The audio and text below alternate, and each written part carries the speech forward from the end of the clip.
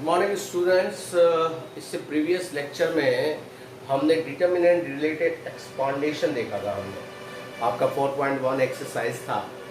अब हम देखेंगे properties of the determinant. Properties of determinant में आप कैसे क्या देखेंगे कि एक्सपांड किए बिना हम कैसे डिटर्मिनेंट फाइंड करें कि आपको डिटर्मिनेंट फाइंड हो जाए।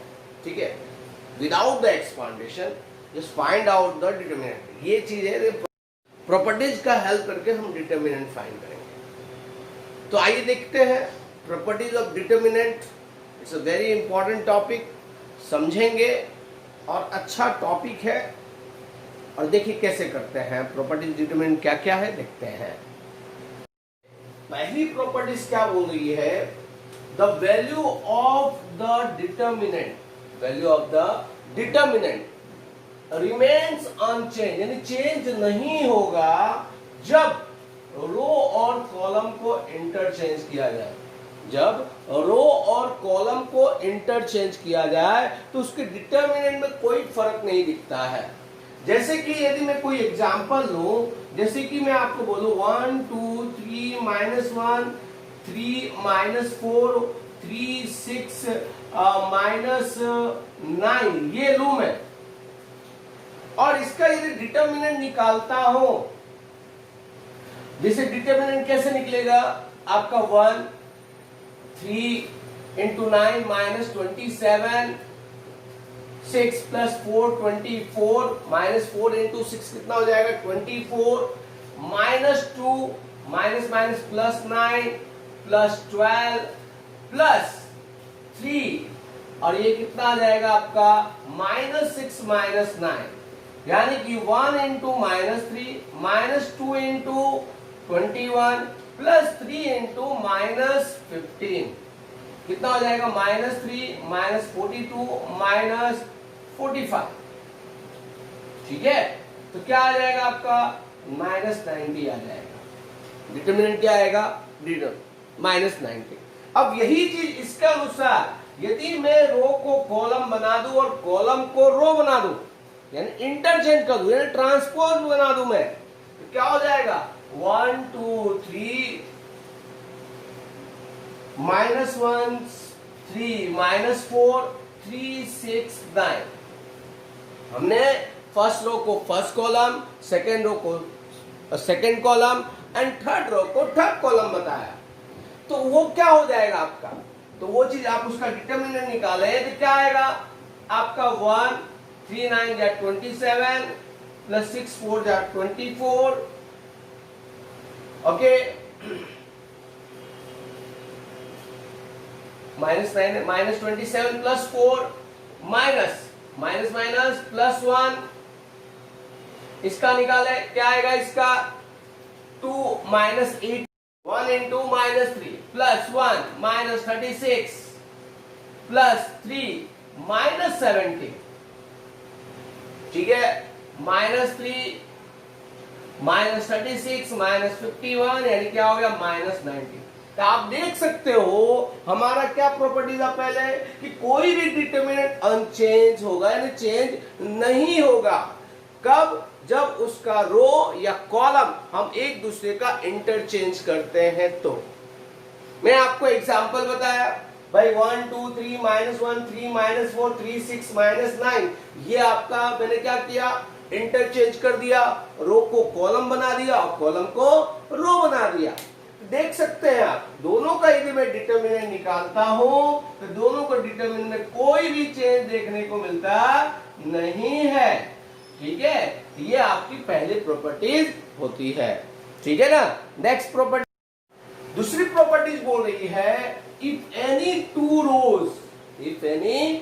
रोज और कॉलम, कोई दो रो और दो कोई भी कॉलम, ठीक है, दो रो या दो कॉलम, वो डिटर्मिनेंट का चेंज होता है, इंटरचेंज होता है, यानी R1 to R2 हो जाए या R2 to R3 हो जाए, एक दूसरे का इंटरचेंज हो जाए, यानी R1 से R2 R2 से R1 या R2 to R3 R3 से R2। ठीक है ना। कॉलम का क्या होगा, column 1 to column 2 and column 2 to column 1। फिर आपका इसी तरह column 2 to column 3 and column 3 to column 2, यानी कि दो रो या कॉलम इंटरचेंज होता है तो उसके डिटरमिनेंट का साइन जो होगा वो चेंज हो जाएगा। वो डिटरमिनेंट का साइन क्या होगा? चेंज हो जाएगा। ये दिमाग में डाल के रखें, समझे ना? यानी कि कभी भी आपका दो रो और दो कॉलम इंटरचेंज होता है तो क्या हो सकता है? आपका उसकी डिटरमिनेंट की साइन चेंज हो जाती है। एक एग्जांपल देखते हैं। एग्जांपल किस प्रकार से है? एग्जांपल एक देखते हैं, जैसे कि a equal to 2 minus 3 5 6 0 4 and 1 5 minus 7 है। ठीक है, अब इसका डिटरमिनेंट निकाला जाए तो आपको डिटरमिनेंट निकालने आता है। आपको 2 0 इंटू माइनस 7 4 5 या 20 आपका हो गया। माइनस मैंने बताया था प्लस माइनस प्लस लेते हैं, माइनस प्लस माइनस तो उसकी साइन ली जाती है। तो माइनस माइनस 3 6 7 जा 42 माइनस 42 माइनस 4 एंड 5 6 5 जा 30 एंड 1 इंटू 0 0। तो 2 into minus 20 plus 3 into minus 46 plus 5 into 30। तो माइनस 40 माइनस 138 प्लस 150 तो माइनस 178 प्लस 150 कितना आ गया? माइनस 28। तो मैंने क्या किया, उसकी प्रॉपर्टीज में हमने क्या किया, R1 को R2 में और R2 को R1 में इंटरचेंज कर दिया। तो जो आपका R1 था वो आपका R2 हो गया और जो आपका R2 था वो आपका R1 हो गया। तो देखिए यहां पे ये आपका R2 था वो R1 को इंडिकेट किया, ये आपका R1 था वो R2 को इंडिकेट किया। फिर मैंने डिटरमिनेंट निकाला तो क्या आएगा? आप निकाले फिर से डिटरमिनेंट की प्रॉपर्टी एक्सपांडेशन मेथड से। 6 into 21 minus 25 minus 0 into minus 14 minus 5 4 into 10 plus 3। अब क्या आया? 6 इंटू माइनस 4। अब पूरे जीरो से मल्टीप्लाई करेंगे, जीरो ही आने वाला है। प्लस 4 इंटू 30 माइनस 24 प्लस 52 यानी कितना आया? प्लस 28। तो देख सकते हैं हम R1 को R2 में इंटरचेंज कर रहे हैं और R2 को R1 में इंटरचेंज कर रहे हैं। तो हमारा डिटरमिनेंट जो पहले माइनस था वो क्या हो गया? प्लस हो गया। यदि मैं दोबारा इसमें R2 टू R3 करता हूं और R3 टू R2 करता हूं तो क्या होगा? यहां प्लस था फिर क्या आ जाएगा? माइनस। यानी कोई भी डिटरमिनेंट को आप पहली बार करेंगे तो माइनस डिटरमिनेंट आएगा। रो को इंटरचेंज करेंगे, रो या कॉलम को, दो रो या कॉलम को इंटरचेंज करेंगे तो प्लस का माइनस आ जाएगा, माइनस होगा तो प्लस आ जाएगा। दूसरी बार यदि करेंगे तो उसकी साइन फिर से दूसरी बार यानी कि पहली बार वाले की साइन चेंज हो जाएगी। जो यहां पे प्लस है वो दूसरी बार में क्या हो जाएगा? माइनस हो जाएगा। जो यहां माइनस है दूसरी बार में क्या हो जाएगा? प्लस हो जाएगा। ये डिटरमिनेंट याद रखेंगे, ये प्रॉपर्टी याद रखेंगे। ठीक है ना जी? नेक्स्ट प्रॉपर्टीज देखते हैं। नेक्स्ट प्रॉपर्टीज क्या है? आपको नेक्स्ट प्रॉपर्टी दी है, इफ एनी टू रोज या column of determinant are identical. Identical यानी क्या? कि यदि R1 की सभी एलिमेंट R2 के सभी एलिमेंट के बराबर हो, R1 की सभी एलिमेंट R2 के सभी एलिमेंट के बराबर हो। ये कोई कंपल्सन नहीं है कि R1 और R2 की होंगे, कोई भी हो सकता है। R2 के सभी एलिमेंट R3 के सभी एलिमेंट के बराबर हो या कॉलम 1 के सभी एलिमेंट कॉलम 3 के एलिमेंट के बराबर हो, तो हम क्या करते हैं? उसकी डिटरमिनेंट जीरो आ जाती है। उसकी डिटरमिनेंट क्या आ जाती है? जीरो आ जाती है। ये दिमाग में डाल के रखें। समझ में आया मैं क्या बोल रहा हूं? यानी कि टू रो या टू कॉलम के सभी आइडेंटिकल एलिमेंट जो है वो सेम होता है तो वो चीज क्या हो जाता है? आपका डिटरमिनेंट जीरो आता है। ठीक है? एज फॉर एग्जाम्पल यदि मैं देखता हूं तो देखिए एक एग्जाम्पल के रूप में हमने लिया ABC DEF एंड ABC। देख सकते हैं यहां दो एलिमेंट रो के इक्वल है तो हमने डिटरमिनेंट लिया A EC minus BF, B DC minus AF, C DB minus AE। क्या है? AEC minus ABF minus BDC minus minus plus ABF plus BCD minus ACE। तो AEC और ACE cancel, ABF and ABF cancel, and BDC and BCD is cancel. कितना आ गया determinant? 0 आ गया। Determinant कितना आया? 0। यानी what is meaning of this one? यदि दो रो या दो कॉलम के सभी एलिमेंट आपके इक्वल होते हैं तो क्या होता है? उसका डिटर्मिनेंट 0 होता है। उसका डिटर्मिनेंट 0 होता है। ठीक है ना? ओके, ऐसा कोई कंपल्सन नहीं है कि R1 R2 ही सही होगा या R1 या R3 होगा।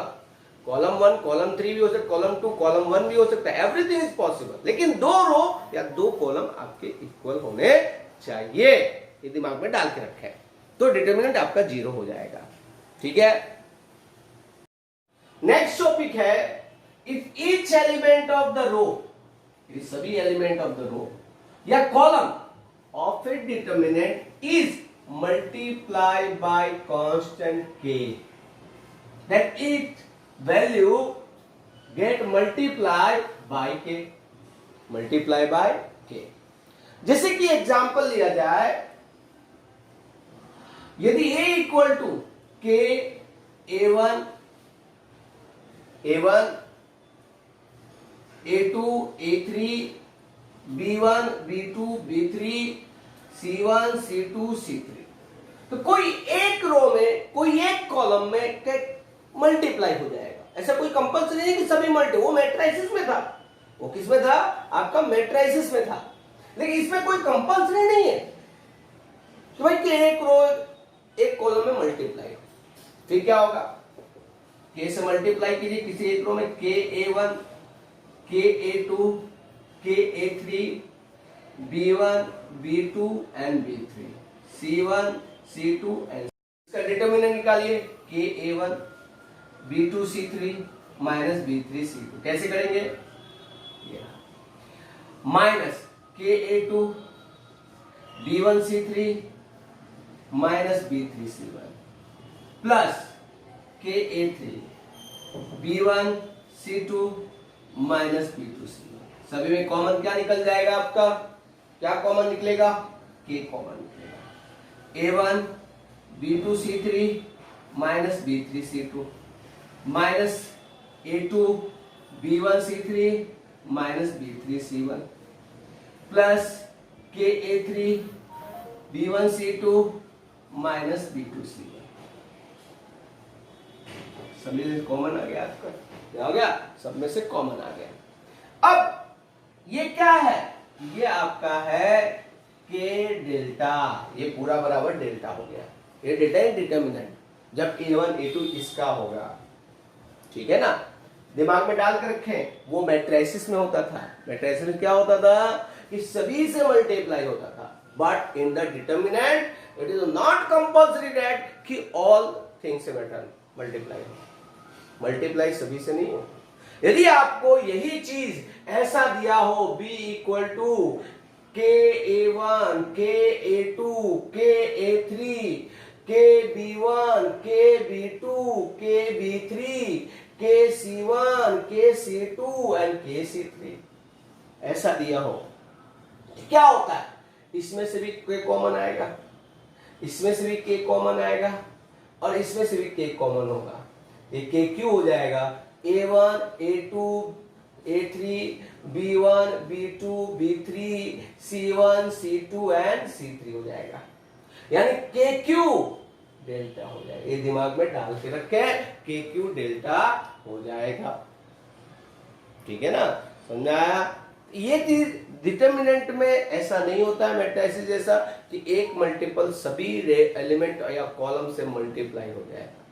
किसी एक रो या किसी एक कॉलम के एलिमेंट से मल्टीप्लाई होगा। ठीक है ना? ओके। हाँ, उसी यानी प्रॉपर्टी 4 पे डिपेंड है बाय दिस प्रॉपर्टी यानी प्रॉपर्टी 4 पे we can take out any common factor from any one row, यानी कोई भी कॉमन फैक्टर में से मैं क्या कर सकता हूं, कॉमन ले सकता हूं। जस्ट लाइक यदि आपको दिया जाए कि भैया 1 2 3 4 5 6 और 3 6 9 दिया है, तो कोई भी कॉमन फैक्टर आप देख सकते हो कि रो 3 में आपका कॉमन निकल रहा है या रो कॉलम 1 में कॉमन निकल रहा है, तो आप कोई भी एक कॉमन निकाल सकते हैं। क्या कॉमन निकाल सकते हैं आप 3 कॉमन निकालिए, 1 2 3 4 5 6 एंड 1 2 3, यानी मैंने क्या किया, रो 3 में से कॉमन निकाल लिया। तो वही चीज बोल रहा है कि we can take out any common factor from any one row, कोई भी एक रो और कोई भी एक कॉलम से कॉमन लिया जा सकता है, डिटर्मिनेंट में से कॉमन लिया जा सकता है। तो अब इसमें से भी कॉमन आ रहा है, देखो है ना, कॉलम 1 में से क्या लिख सकते हैं, 3 into 3 1 4 1 2 5 2 1 2 and 1, ये आ गया, ठीक है ना। तो इसमें से कॉमन लिया जा सकता है। अब जैसे दूसरा एग्जांपल यदि देखा जाए, तो दूसरा एग्जांपल में सपोज a इक्वल टू ऐसा दिया जाए कि 1 0 8 18 36 और 5 6 7 आपका 17 3 और 6 दिया हो, तो कॉमन क्या निकल सकता है। तो आप देख सकते हो कि रो 1 में you can write 17 into 6 6 into 3 यानी 3 into 6 और 6 into 6 5 6 and 7 17 3 and 6, आप देख सकते हो कॉमन फैक्टर है सब में। तो कॉमन फैक्टर है तो मैं क्या करूंगा, 6 बार ले लूंगा आपका 17 3 6 5 6 7 and 17 3 6। तो ये क्या बोल रहा है यहां पे कि if corresponding element of any two rows of a determinant are proportion, दोनों प्रोपोर्शन में, दोनों क्या है, प्रोपोर्शन या मल्टीपल में या कोफैक्टर में है, तो आपका वैल्यू क्या आता है, 0 आता है। वी नो वेरी वेल कि यदि रो 1 या रो 2 या कोई भी दो एलिमेंट इक्वल होते हैं, किसके, आपके रो के या कॉलम के, कोई भी दो कॉलम या दो रो के एलिमेंट यदि इक्वल होते हैं तो आपका डिटरमिनेंट क्या होता है, 0 होता है। तो याद रखेंगे इक्वल टू 6 into 0 यानी 6 0। ये चीज आपका रिमार्क करने जरूरी है कि किसी में से कॉमन फैक्टर निकलता है, रो या कॉलम में से कोई एक रो या कॉलम में से हम निकाल सकते हैं, लेकिन किसी एक रो या किसी एक कॉलम से। उसी तरह आपका क्या है कि डिटरमिनेंट यदि प्रोपोर्शन में है, यानी किसी रो या कॉलम के एलिमेंट एक दूसरे के प्रोपोर्शन में होते हैं, यानी कि उसके मल्टीपल उसके डिवाइड होते हैं, then on the time we can say that the determinant will be 0, ठीक है ना, समझना है। ओके, तो नेक्स्ट प्रॉपर्टी क्या बोल रहा है, प्रॉपर्टी में क्या बता रहा है कि जैसे कि आपने मैट्रिसेस में देखा था कि A B C D E F G H I ये है, और इसको यदि ऐड करता हूं ए बी सी आई जे के एंड जी एच आई करता हूं, तो क्या होगा, ये दोनों का एडिशन होता था, a plus A 2a, b plus B 2b, c plus C 2c, यानी इसका अर्थ ये होता था 2a 2b 2c d plus i e plus j और f plus k g plus g then 2g and h plus h 2h and 2y, ऐसा होता था। But ये चीज आपको डिटरमिनेंट में देखने को नहीं मिलेगा। डिटरमिनेंट में क्या है कि A B C D E F G H I और प्लस ए बी सी आई जे के जी एच आई हो, तो क्या होता है, देखो ये दोनों इक्वल है, तो क्या हो जाएगा, A B C D plus I E plus J and F plus K और g plus G equal H equal I, यानी ये जो होगा ये इस दो डिटर्मिनेंट के एडिशन के बराबर होगा। ये दो डिटर्मिनेंट के एडिशन के बराबर देखने को मिलेगा। यानी कि डिटर्मिनेंट में हम सबका एडिशन करते थे, हर एलिमेंट का एडिशन करते थे, हर रो या कॉलम के एलिमेंट का एडिशन करते थे, लेकिन इसमें ऐसा देखने को मिलेगा नहीं। ठीक है ना, समझ में आया कि नहीं आया? ठीक है, इसी के बेस पे आपका फिफ्थ नंबर का प्रॉपर्टी है। तो फिफ्थ नंबर का प्रॉपर्टी क्या है? सेम टू सेम चीज, if sum of all elements of a row या एक रो या एक column of determinant are expressed as sum of two term, then the determinant can be expressed as sum of the two or more term। यानी क्या बोल रहा है, मैंने इससे पहले बताया था, जैसे कि a प्लस लैम्डा 1 हो, b प्लस लैम्डा 2 हो, ठीक है, c प्लस लैम्डा 3 हो, और यहां पे D, E, F है और G, H, I है, तो we can write as A, क्या लिख सकते हैं, A, B, C, D, E, F, G, H, I plus lambda 1, lambda 2, lambda 3 और D, E, F, G, H, I के रूप में लिखा जा सकता है। ओके, यानी कि a plus lambda 1 plus b plus lambda 2 c plus lambda 3 आपको सम में एक्सप्रेस किया गया है। तो हम क्या एक्सप्रेस करते हैं, sum of the two determinant. ये पहले एक ही डिटर्मिनेंट था, लेकिन इसको determinant sum of the two determinant में किया जा सकता है। जब ये डिटर्मिनेंट दोनों की वैल्यू हम जब निकालेंगे, इस डिटर्मिनेंट के बराबर होगा। ये दिमाग में डाल के रखें, ये दिमाग में डाल के रखो। जब हम एडिशन करेंगे, जब इसका डिटर्मिनेंट निकालेंगे और इन दोनों का डिटर्मिनेंट निकाल के एडिशन करेंगे, तो दोनों की वैल्यू सेम होगी। ऐसे प्रॉपर्टी नंबर 5, ये प्रॉपर्टी नंबर 5 है, ठीक है ना, ये इंडिकेट कर रहा है प्रॉपर्टी नंबर 5 को। अब प्रॉपर्टी नंबर 6 है, ये प्रॉपर्टी नंबर 6 है। इसको समझने से पहले मैं एक एग्जांपल देता हूं। एग्जांपल में सपोज डिटर्मिनेंट जो है A1, A2, ये डिटर्मिनेंट है, A2, A3, B1, B2, B3, C1, C2 and C3 है, ये डिटर्मिनेंट है। मैं क्या कर रहा हूं, जिसे मैंने मैट्रिक्स में किया था, उसी प्रकार इसमें क्या कर रहा हूं मैं कि भाई रो 3 को किसी k से मल्टीप्लाई करके, यानी कि हम रो 1 में चेंज कर रहे हैं, रो 1 में क्या कर रहे हैं, चेंज कर रहे हैं। क्या चेंज कर रहे हैं कि भाई के R3, यानी कि R3 को कोई कांस्टेंट टर्म से मल्टीप्लाई करके, रियल नंबर या कॉम्प्लेक्स नंबर से मल्टीप्लाई करके हम R1 में एडिशन कर रहे हैं। ठीक है ना, तो क्या है, A1 प्लस के C1, ये रो 1 है, ये रो 3 है, A2 प्लस के C2, फिर क्या होगा A3 प्लस के C3, फिर क्या होगा B1, B2, B3, C1, C2, C3। ये प्रोसेस किया जा सकता है। अब देख सकते हो इसका जो डिटर्मिनेंट होगा इसके डिटर्मिनेंट के बराबर होगा। कैसे कैसे होगा, देखिए प्रॉपर्टी 5 में हमने पढ़ा था a plus lambda A1 plus lambda 1, A2 plus lambda 2, A3, यानी कि सम ऑफ द एक्सप्रेस दो डिटर्मिनेंट में लिखा जा सकता है। तो we can right it A1, A2, A3, B1, B2, B3, C1, C2, C3। ये क्या हो जाएगा, KC1, KC2, KC3, B1, B2, B3, C1, C2 and C3। ये तो हो गया ओरिजिनल डिटरमिनेंट।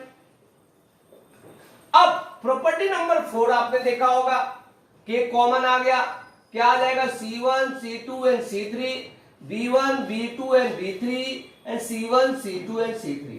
आपने पढ़ा था कि कोई भी रो और कॉलम का एलिमेंट, यदि दो रो या कॉलम के एलिमेंट इक्वल होते हैं तो डिटरमिनेंट विल बी 0। तो डेल्टा प्लस 0 यानी कि क्या हो गया, डेल्टा हो गया। यानी कि मैं कोई भी इंटरचेंज कर रहा हूं, यानी कि लिखा क्या है कि एलिमेंट ऑफ एनी रो और column of determinant the multiples of corresponding element of other row, यानी दो रो या कॉलम किसी एक तीसरे एलिमेंट में दूसरे element row of the element में एडिशन होते हैं तो दोनों का डिटरमिनेंट इक्वल होगा। Other row are added then the value of determinant remains the same.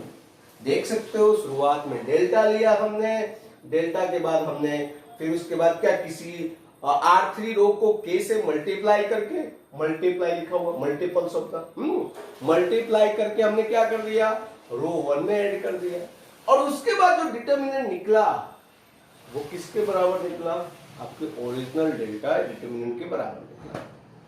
ये प्रॉपर्टी नंबर 6 हुई, ठीक है, प्रॉपर्टी नंबर 6 हुई, ठीक है ना। प्रॉपर्टी एक बार हम लोग फिर से देख लेंगे, रिव्यू कर लेंगे। किया जाए, हमने प्रॉपर्टीज ऑफ द डिटरमिनेंट में क्या क्या देखा। प्रॉपर्टीज ऑफ डिटरमिनेंट में पहला हमने ये देखा कि यदि जो डिटरमिनेंट ऑफ द ए होता है, जो डिटरमिनेंट ऑफ द ए होगा, कोई ए डिटरमिनेंट है, तो उसके रो या कॉलम को इंटरचेंज किया जाए, तो इंटरचेंज द रो और कॉलम, तो उसका भी डिटरमिनेंट क्या होगा, इक्वल होगा, उसका भी डिटरमिनेंट क्या होगा, इक्वल होगा। यू कैन से दैट कि डिटरमिनेंट ऑफ ए डेज, क्योंकि ए ट्रांसपोज हमने क्या पढ़ा था, A transpose is the interchange of the row और column, interchange of the row और कॉलम, ये दिमाग में डाल के रखा। लेकिन यहीं पे यदि डिटरमिनेंट ऑफ द जो है, ये जो है आपका स्क्यू सिमेट्रिक, इसमें भी सिमेट्रिक है, सिमेट्रिक सिमेट्रिक सिमेट्रिक, ठीक है, सिमेट्रिक है, स्क्यू सिमेट्रिक हो, माइनस आता है तो डेल्टा क्या हो जाएगा, 0 हो जाएगा। ये दिमाग में डाल के रखेंगे, हाँ? दूसरा क्या था, दूसरा ये था होता है तो डेल्टा बराबर 0। दूसरा ये था कि यदि मैं किसी दो रो को इंटरचेंज को, इसमें दो रो या दो कॉलम, ये कॉलम और रो को इंटरचेंज करना था, यानी Ri2 क्या था, सीधे था, Ri2 सीधे। लेकिन आगे क्या पढ़ रहे हैं कि यदि किसी दो रो को इंटरचेंज करूं, दो रो को इंटरचेंज करो या दो कॉलम को इंटरचेंज करो, तो डिटरमिनेंट जो आएगा उसकी साइन क्या हो जाएगी, चेंज हो जाएगी।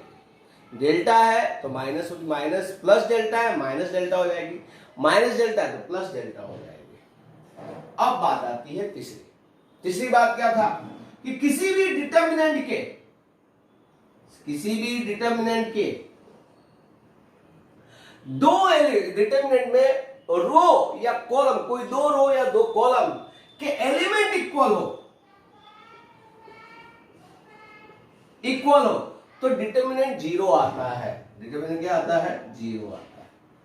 फिर उसके बाद यदि मैं क्या है कि किसी k से मल्टीप्लाई करता हूं, k से मल्टीप्लाई a1 a2 a3 करता हूं, तो कोई एक रो या कॉलम में मल्टीप्लाई होगा। क्या होगा, किसी एक रो या कॉलम k1 kb1 kc1 मैंने इसमें कर दिया आपको, यानी कि किसी एक कॉलम या रो में मल्टीप्लाई होगा। फिर हमने क्या देखा था, फिर इसी में हमने सब देखा था, क्या देखा था कि भाई कोफैक्टर हो, कॉमन फैक्टर, वो भी कॉमन लिया जा सकता है। कॉमन फैक्टर हो तो क्या लिया जा सकता है, कॉमन लेके वर्कआउट। इसमें कॉमन फैक्टर है, इसको बाहर लिया जा सकता है। क्या कर सकते हैं, बाहर लिया जा सकता है। 5 नंबर क्या था, we can express as the sum a1 plus λ1 a2 plus λ2 a3 plus λ3, ठीक है, b1 b2 b3 फिर c1 c2 एंड c3 हो तो क्या लिख सकते हैं, इसको दो सम ऑफ डिटरमिनेंट में एक्सप्रेस किया जा सकता है, किया जा सकता है।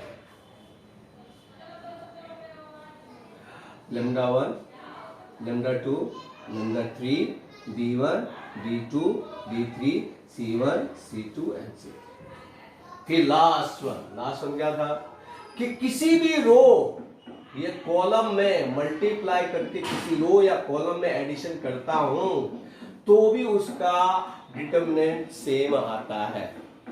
किसी रो या कॉलम में, किसी एक रो या कॉलम में मैं कुछ भी केस से multiply, K belongs to Z, real number and complex number multiply करके मैं किसी एक रो या कॉलम में एडिशन करता हूं तो क्या होगा, उन दोनों का डिटर्मिनेंट सेम आएगा। डिटर्मिनेंट क्या आएगा, सेम आएगा। इस प्रकार से ये 5 प्रॉपर्टीज हुई और 5 प्रॉपर्टी आपको याद रखना है, आपको नेक्स्ट एक्सरसाइज में काम में आएगा।